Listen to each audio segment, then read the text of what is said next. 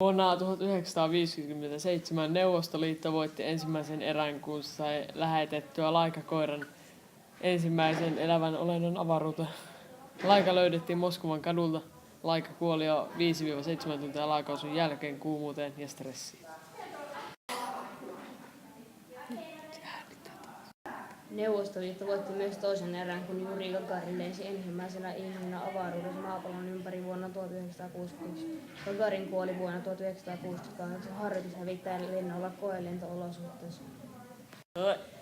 USAlla oli nyt pakko voittaa kolmas erä lähettämällä ensimmäinen ihminen kuuhun. Vuonna 1969 se onnistui, kun Neil Armstrong käveli ensimmäisenä ihmisenä kuussa.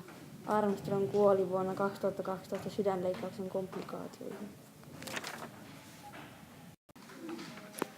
Avaruudessa käytettyä tekniikkaa alettiin käyttämään sodassa ja sen seurauksena syntyi mannerväliset ohjukset. Molemmat osapuolet alkoivat ydinaseiskujen pelossa hankkimaan mahdollisimman paljon ydinaseita.